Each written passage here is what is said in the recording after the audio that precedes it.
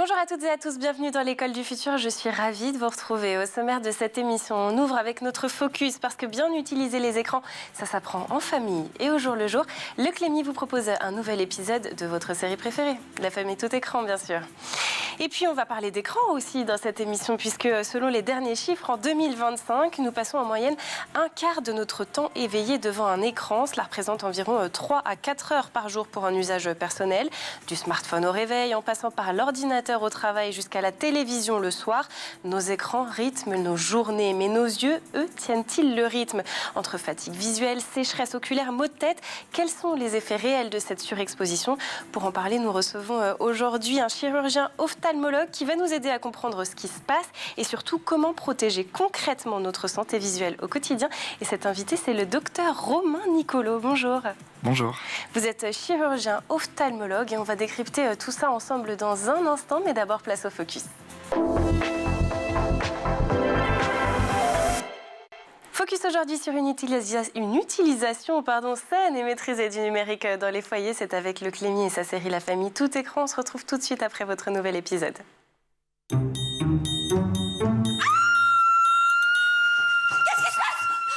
Qu'est-ce qu'il y a?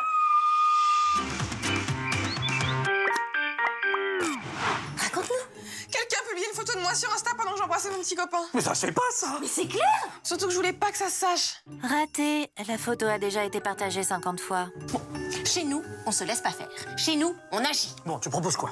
On détague. Ça empêche pas la photo de circuler, mais c'est une première étape pour que tes amis aient moins de chances de tomber dessus. Bonne idée. C'est fait. Ensuite, on trouve qui a publié la photo. Mais en plus, je le connais. C'est Franck, un gars avec qui j'ai pas voulu sortir. Je lui envoie un texto maintenant parce que c'est abusé. Il a répondu. Je suis désolée, j'ai retiré la photo. Pardon. Tu me feras penser à vérifier que personne n'a posté la vidéo du pot de départ de Jacqueline. Celle où tu chantes Tata Yo-Yo avec ton grand chapeau? Espérons. Il est facile sur les réseaux sociaux de poster des photos ou des vidéos de vous sans votre accord, et même de manière anonyme, cachée derrière des pseudos. Il faut être très vigilant, car cela peut aussi être le point de départ du cyberharcèlement. Les plateformes de réseaux sociaux ont mis en place des moyens pour signaler toute publication gênante.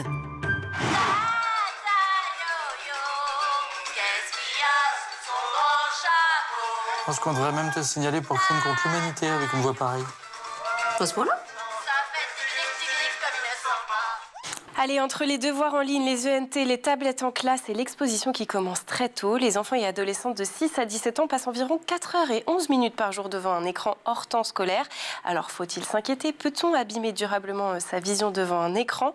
Notre invité du jour défend une pratique qui peut surprendre, le yoga des yeux, une approche simple, accessible, basée sur le travail musculaire, puisque oui, on l'oublie parfois, mais les yeux mobilisent de nombreux muscles et comme tous les muscles, ils peuvent se fatiguer et c'est tout l'objet de la première partie de cette émission.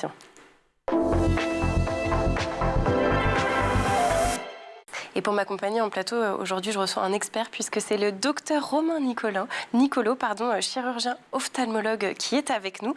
Alors, on va commencer peut-être par définir ensemble ce qu'est la fatigue visuelle. De quoi est-ce qu'on parle? Alors, la fatigue visuelle, c'est lorsqu'on passe beaucoup de temps sur les écrans. Lorsqu'on passe du temps sur les écrans, on se concentre, on est très focus, on ne cligne plus des yeux. On va travailler beaucoup l'accommodation des yeux, donc on va forcer au niveau de la vue. Et c'est ce qui va progressivement entraîner une fatigue visuelle au cours de la journée. Et souvent, le soir, on a mal à la tête, on voit moins bien. Et ça, c'est lié à un excès d'écran durant la journée. Alors ça, il y a beaucoup d'études sur ce phénomène, justement, sur l'influence que les écrans ont sur nos yeux. Oui, il y a des études qui ont prouvé qu'il y avait une réelle influence sur les yeux. On sait que, surtout chez les enfants, le changement de mode de vie qu'on a, ça entraîne de la myopie. Donc, il faut savoir qu'en 2050, 50% de la population sera myope. Et ça, c'est lié à l'utilisation des écrans vision de près. Ça allonge le globe oculaire, donc il y a un véritable impact négatif du fait de passer des écrans vision de près toute la journée, surtout chez les enfants. Et puis après, vous avez la myopie étudiante qui apparaît vers l'âge de 18-25 ans, qui est liée à l'utilisation de la vision de près en excès. Donc finalement, la fameuse phrase qu'on entendait régulièrement quand on était enfant devant la télé, t'approches pas trop, ça peut t'abîmer les yeux, elle est réelle. Alors elle est réelle. En revanche, la télé est à plus longue distance, du coup c'est moins gênant que l'utilisation de la vision de près. Le problème des ordinateurs et des tablettes, c'est qu'on est à 50-60 cm et c'est ça qui va entraîner des désagréments au niveau des yeux. Et ça, on va en parler justement. Alors, du coup, là, on parle pour ce phénomène-là de fatigue visuelle numérique, c'est bien ça? Oui, exactement. C'est un diagnostic médical reconnu aujourd'hui? Non, ce n'est pas un diagnostic médical reconnu. En revanche, les patients se plaignent de symptômes, notamment de la sécheresse oculaire et de la fatigue visuelle. Dans ces cas-là, nous, on traitera et puis on donnera des règles simples à respecter pour éviter du coup d'être gêné au quotidien. Justement, dans votre cabinet aujourd'hui, vous recevez de plus en plus de personnes qui viennent pour ces symptômes? Alors oui, en effet, il y a beaucoup de patients qui se plaignent de sécheresse oculaire, les yeux qui piquent, qui brûlent, de fatigue visuelle en fin de journée, qui sont liés aux écrans et qui nous demandent de trouver des solutions afin de pallier à ces problèmes, parce qu'on ne va pas leur demander de changer de métier, puisque l'écran est un outil qu'on utilise tous les jours dans le cadre de notre travail. Les symptômes les plus fréquents, vous l'avez dit, c'est la sécheresse oculaire, c'est éventuellement des maux de tête. Est-ce qu'il y a d'autres symptômes qui peuvent alerter? Non, ça c'est vraiment les symptômes les plus fréquents. Et en revanche, c'est plutôt pour l'enfant ou les jeunes adultes, faire attention qu'il n'y ait pas une baisse de vision de loin qui pourrait faire apparaître une myopie. Et dans ces cas-là, il faut consulter pour faire le dépistage et vérifier qu'on n'est pas myope. Est-ce que ces symptômes sont graves? Est-ce que ça peut abîmer la vision de manière irréversible quand on a potentiellement juste cette sécheresse oculaire? Est-ce que vraiment ça peut être problématique sur le long terme si c'est pas traité? Non, on ne va pas perdre de la vue à cause des écrans, ça c'est évident. En revanche, les écrans vont entraîner des conséquences, des désagréments, des inconforts qui peuvent avoir un impact global. Il y a des patients, ils sont très gênés et c'est vrai que de mettre des gouttes au quotidien, ça peut être un petit peu pénible. En revanche, vous ne finirez pas aveugle à cause des écrans, ça c'est évident. Est-ce qu'on peut avoir aussi d'autres conséquences de cette surexposition aux écrans sur notre physionomie finalement, j'ai envie de dire? Je pense par exemple aux troubles du sommeil. Est-ce que ça, c'est lié aussi aux écrans et est-ce que ça peut avoir un impact sur le long terme? Alors, vous avez tout à fait raison. Ce qui se passe lorsque l'on regarde notamment les écrans le soir, qu'on va scroller dans son lit, sur son téléphone portable, pendant une demi-heure, 1 heure le soir à 22h, votre cerveau, il va se concentrer sur la lumière que vous avez de votre écran. Il va avoir l'impression qu'il fait encore jour. Et donc du coup, vous n'allez pas sécréter de mélatonine. Et la mélatonine, c'est une hormone nécessaire pour que le sommeil puisse finir par arriver. Donc le soir, si vous devez lire, lisez un livre, évitez les écrans, ou bien utilisez un filtre bleu, parce que le fait de mettre un filtre bleu le soir va permettre de détendre les yeux et d'avoir moins l'effet d'éveil, d'avoir l'impression de rester en lumière du jour alors que c'est l'heure d'aller dormir. Et ça, on le rappelle qu'a priori, ça existe maintenant sur la majorité des smartphones, c'est juste un petit réglage à aller faire directement. Est-ce qu'on peut mesurer de manière objective la fatigue visuelle ? Non, ça ne se mesure pas du tout de façon objective, c'est des symptômes présentés par les patients. Il n'y a pas des grades de fatigue visuelle. Après, nous, en tant qu'ophtalmologiste, on va essayer de vérifier s'il y a une cause organique, s'il y a besoin de lunettes, notamment chez les hypermétropes, parce qu'on fatigue plus en étant hypermétrope, on va forcer beaucoup plus de près. Donc nous, on va voir s'il y a besoin de lunettes de repos ou non. Puis on va vérifier qu'il n'y ait pas une insuffisance de convergence. Parfois, quand on est fatigué, on a un œil qui part sur le côté, les deux yeux ont du mal à se synchroniser. Et auquel cas, on va faire un bilan orthoptique avec des orthoptistes qui va déboucher vers de la rééducation pour renforcer les muscles oculaires. À partir de quand est-ce qu'il faut s'inquiéter de la fatigue visuelle? Est-ce qu'il y a un moment où on se dit, bon là, il n'y a plus le choix, il faut que j'aille voir un ophtalmologue? Souvent, dès que les premiers symptômes apparaissent, les patients consultent parce que c'est assez gênant, c'est assez fatigant et en fait, on n'arrive pas à tenir. C'est comme si vous faisiez un marathon tous les jours sans aide. Au moment, vous avez beaucoup de courbatures, donc vous consultez assez rapidement. Donc heureusement, les symptômes d'alerte font que les patients n'attendent pas pour consulter. Est-ce que les personnes atteintes de troubles visuels sont plus sensibles? On a évoqué la myopie, alors l'hypermétropie, visiblement, c'est le cas, mais est-ce qu'effectivement, il y a une sensibilité plus importante et aussi peut-être aux personnes qui portent des dispositifs comme des lentilles? Alors, au niveau des troubles de la vue, en effet, il y a deux pathologies, enfin deux troubles de la vue qui vont entraîner des problèmes sur les écrans. L'hypermétropie, ça fatigue énormément quand c'est pas corrigé. Puis après, avec l'âge, à partir de 45 ans, vous avez la presbytie qui apparaît. Et on a une exigence pour voir de près qui est assez affolante, qui fait qu'on est très gêné. Donc la presbytie et l'hypermétropie, c'est deux facteurs qui vont aggraver les symptômes et qui vont gêner sur le long terme. Au niveau des lentilles, alors les lentilles, oui, forcément les lentilles, ça assèche les yeux. Donc si vous passez votre journée sur écran avec des lentilles, vous ne clignez pas des yeux parce que vous êtes concentré, au fur et à mesure de la journée, vous allez sentir que les yeux sont de plus en plus secs, donc ça aggrave la sécheresse oculaire. Vous avez parlé du facteur d'âge, effectivement, quand on vieillit, potentiellement on est peut-être plus sensible, mais est-ce que les enfants, leurs yeux qui sont plus jeunes, eux aussi sont plus sensibles aux écrans? Alors justement, les enfants, ils sont extrêmement sensibles parce qu'ils sont capables d'adapter leur vue. Et donc, ils n'auront pas de symptômes. Et c'est ça le problème, c'est que si vous n'avez pas de symptômes, l'enfant va continuer à avoir des évolutions de la vue. Et ça, je le redis, c'est important, les enfants, méfiez-vous des écrans de près parce que ça peut faire apparaître de la myopie. Un enfant, c'est 2-3 heures par jour à l'extérieur. Pas d'écran, pas de smartphone, pas de tablette. La télé, pourquoi pas, parce qu'on est à distance, mais il faut absolument qu'un enfant regarde de loin dans la journée et passe du temps à l'extérieur dans les parcs. Y a-t-il un temps d'écran maximal justement qu'on peut recommander éventuellement aux parents? Parce que bon, bien évidemment, on n'est pas là non plus pour culpabiliser. On sait qu'on peut recourir aux écrans pour X ou Y raison, mais est-ce qu'il y a un temps qu'il ne faut pas dépasser pour pas justement générer cette surexposition, cette fatigue visuelle? Alors sur le plan ophtalmologique pur, on va dire qu'il faut limiter sur les écrans en vision de près 30 minutes par jour. D'accord, ça c'est un bon chiffre, mais maximum. Le problème, c'est que les écrans, ça n'a pas qu'un impact visuel, c'est un impact global sur la psychologie, sur le trouble du comportement. Donc dans tous les cas, les écrans, il faut absolument éviter. Il faut faire des jeux d'éveil, il faut stimuler les enfants, il faut jouer avec eux et éviter de les mettre sur pause devant des écrans à longueur de journée. Est-ce que c'est les écrans qui sont responsables? Est-ce que c'est vraiment eux le problème ou ce sont nos usages?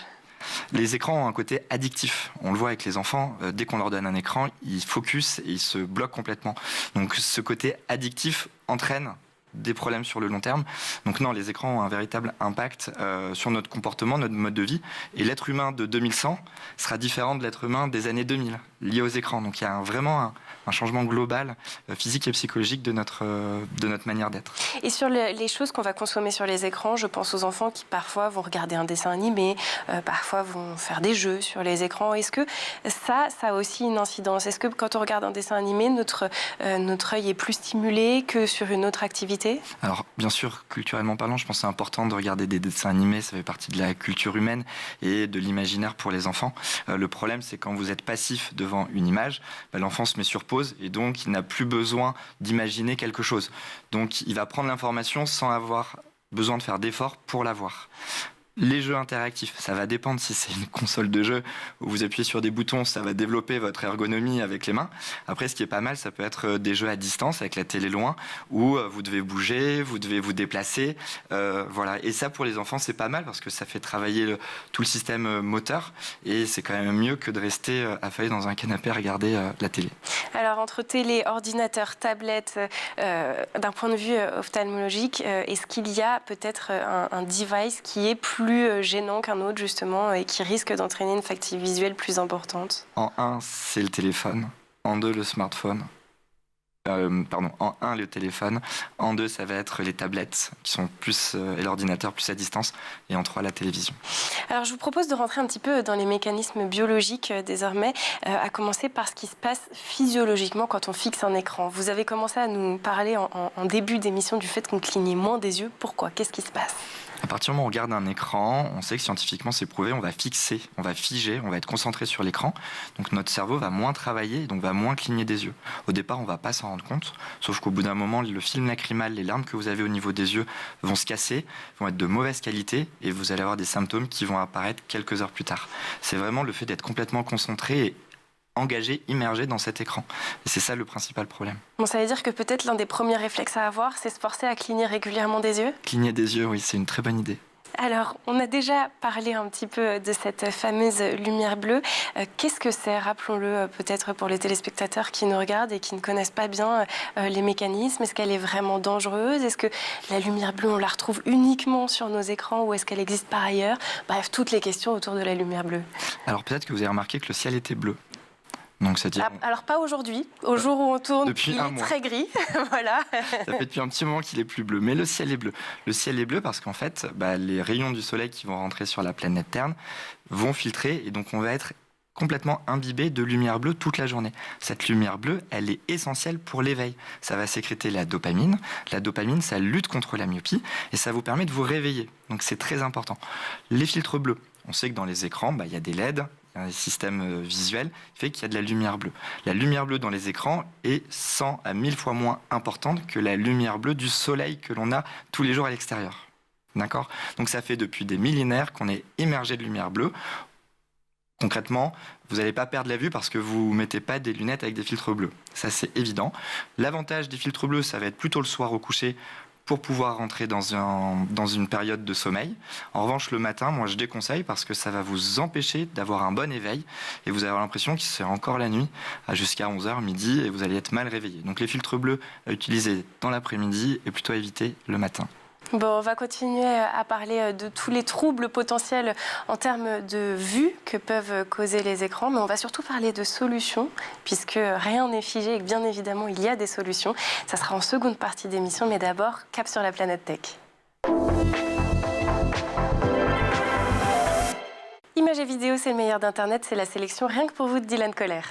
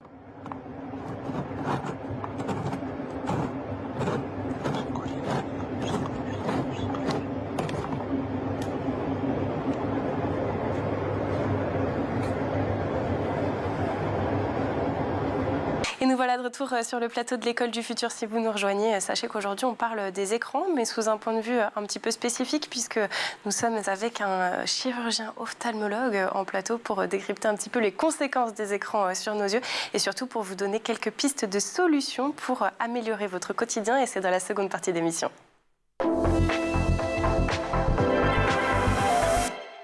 Et cet invité, c'est le docteur Romain Nicolo. Je le rappelle, donc encore une fois, vous êtes chirurgien ophtalmologue.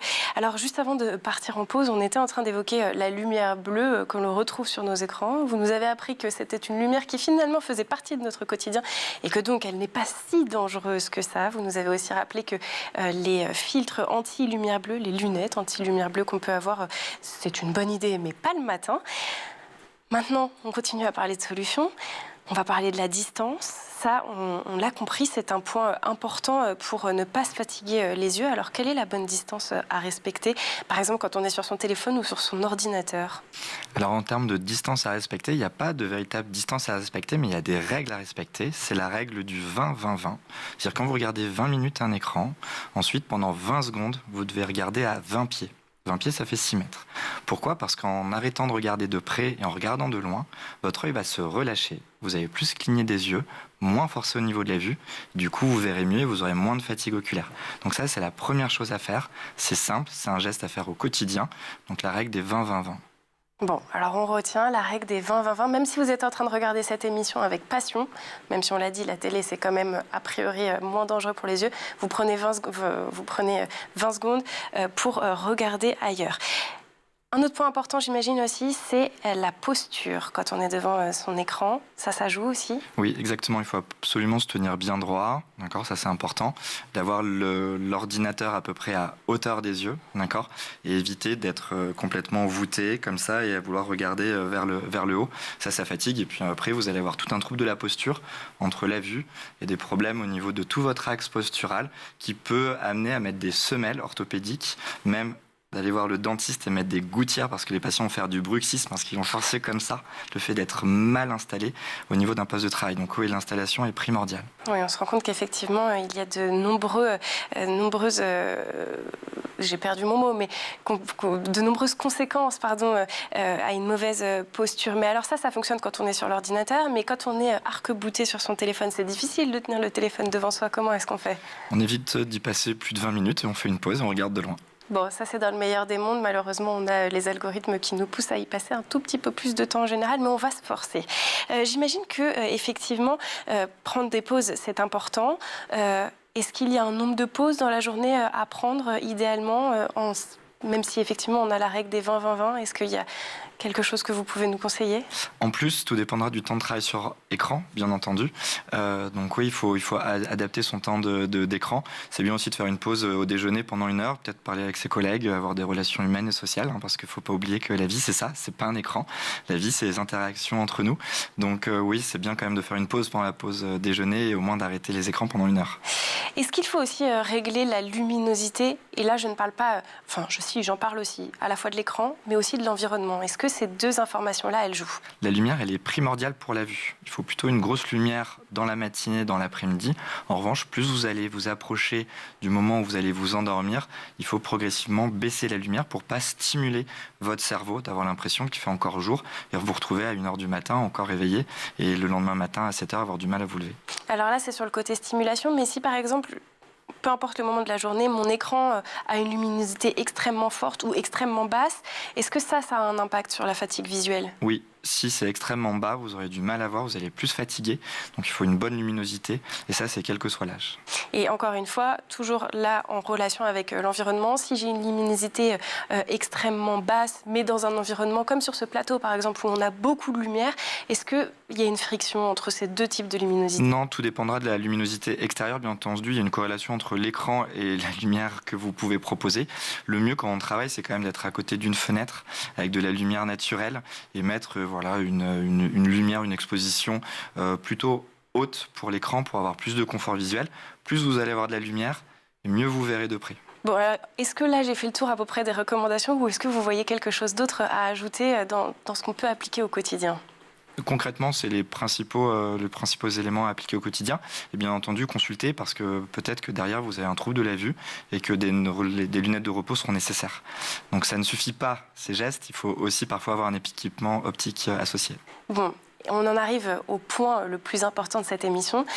C'est une recommandation qui vous est propre, c'est le yoga des yeux. Alors ça peut faire sourire peut-être, mais vous en prenez les bienfaits. Déjà, est-ce qu'on peut commencer par expliquer en quoi ça consiste? Alors, le yoga des yeux, ce sont des exercices musculaires oculaires qui vont permettre de détendre les yeux. Il n'y a aucun effet nocif. Ce ne va pas améliorer un trouble de la vue. Si vous êtes astigmate, myope, hypermétrope ou presbyte, il n'y aura pas de différence. En revanche, ça va vous donner un peu plus de confort au quotidien avec des gestes simples. Et ces gestes, c'est bien de les appliquer de façon régulière pour avoir un peu plus de confort et moins de fatigue visuelle. Alors, en quoi consistent ces gestes? Quand on fait du yoga des yeux, qu'est-ce qu'on fait? Alors, le premier geste, il est tout bête, c'est de se frotter les mains de cette manière. On parle des yeux et on frotte les mains. On frotte les mains et on va poser nos mains sur les yeux de cette manière. On y vient. Ça s'appelle le palming. Le fait de chauffer les mains, ça va appliquer du chaud au niveau des paupières. Et on sait que d'appliquer du chaud au niveau des paupières, ça va permettre de libérer les petites sécrétions lacrymales que l'on a dans nos glandes et donc d'améliorer la qualité des larmes et donc d'avoir moins de fatigue visuelle et moins de sécheresse oculaire. Donc ça, c'est un petit geste simple. Il ne faut pas se frotter les yeux, attention, hein, d'accord? C'est vraiment, j'applique la paume des mains pendant 30 secondes. Et ça va vous soulager, ça va faire moins forcer vos yeux et vous aurez moins de sécheresse oculaire. Est-ce qu'il y a un autre geste qu'on peut intégrer? Quand on fait une pause sur les écrans, l'autre geste, ça va être de jouer sur les muscles oculaires. On a 6 muscles à chaque œil, donc c'est des muscles comme tout muscle du corps qu'il faut travailler. Et on peut faire une pause et regarder en haut, en bas, à gauche et à droite. Et faire ça plusieurs fois. D'accord, pour faire travailler les muscles comme tout muscle du corps. D'accord, pas de raison que cela soit délaissé. L'autre élément important qu'on a déjà dit, c'est de cligner des yeux. Bien entendu, plusieurs fois dans la journée, ne pas oublier de cligner des yeux. Et la dernière chose à faire, ça va être de travailler la vision de près et la vision de loin avec un stylo, en rapprochant le stylo au niveau du nez, et puis après, regarder de loin. Ça va faire travailler votre accommodation. Et ces exercices-là, souvent, on les propose à nos patients avec des orthoptistes qui vont permettre de travailler la convergence et de travailler l'accommodation et les muscles oculaires. Donc le yoga des yeux, c'est à la fois quelque chose qui va vous aider au quotidien. Et si c'est pas suffisant, nous, on a des professionnels de santé qui sont incroyables, avec qui on travaille et qui vont pousser un peu plus structurer les exercices pour que le patient il se rende compte qu'en faisant des exercices, il va avoir moins mal aux yeux, il va mieux voir. Et donc là, c'est le premier palier en toute autonomie. Combien de temps est-ce qu'il faut le pratiquer et combien de fois peut-être aussi par jour pour en ressentir les effets? Alors, c'est un geste quotidien. C'est déjà bien si vous le faites 3-4 fois par semaine, on va dire, d'accord, parce que vous avez pas non plus passer votre journée à faire ça. Mais oui, c'est comme le sport, c'est de l'entretien. Si vous arrêtez, vous perdez les bienfaits. Donc il faut s'entretenir et faire ça de façon régulière. Une séquence, c'est quoi? C'est l'affaire de 5, 10, 15 minutes? C'est déjà très long, 5, 10, 15 minutes. Non, ça peut être 1 à 2 minutes grand maximum. Donc ça peut tout à fait être intégré effectivement dans le quotidien. C'est des exercices qui sont aussi adaptés pour les enfants? Alors pour les enfants, ça sera moins adapté que les adultes parce qu'ils ont des capacités accommodatives et des muscles très puissants. Donc non, ça sera plus pour les adultes que pour les enfants. Est-ce qu'il y a des contre-indications peut-être au yoga des yeux ou finalement tout le monde peut le faire? Non, finalement tout le monde peut le faire, il n'y a pas de contre-indication à cet exercice. Pour revenir sur les enfants, puisque ces exercices-là ne sont pas adaptés, est-ce qu'il y a des choses qu'on peut mettre en place pour les enfants pour éviter la fatigue visuelle? Faire moins d'écran, ça c'est la première chose. La première chose, effectivement. Leur faire passer du temps à l'extérieur, ça c'est important. Et consulter un ophtalmologiste pour savoir s'ils ont besoin de lunettes ou non.